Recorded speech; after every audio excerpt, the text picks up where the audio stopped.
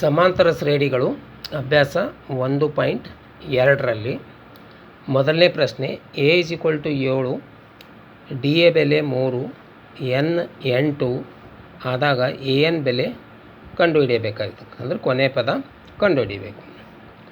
ಇದಕ್ಕೆ A N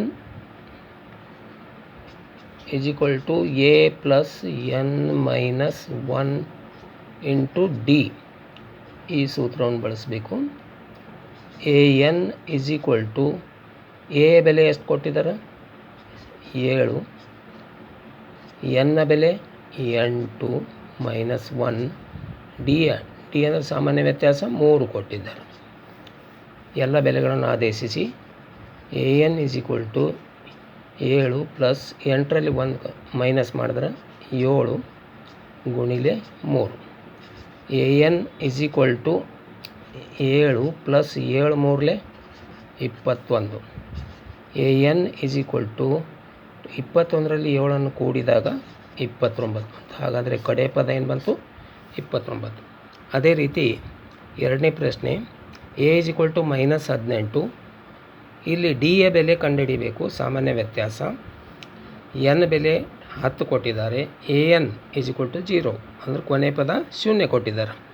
ಅದೇ same ಸೂತ್ರ ಬಳಸಿ A N = A plus N minus 1 into D.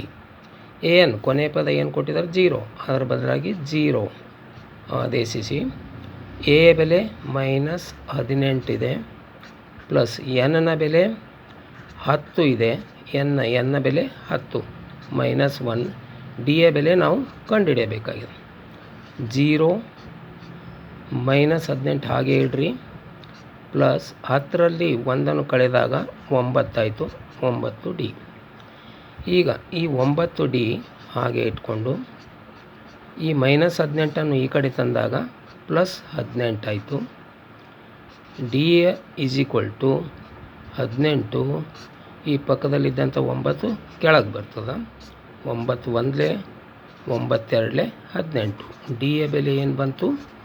2. ಸಾಮಾನ್ಯ ವ್ಯತ್ಯಾಸ 2.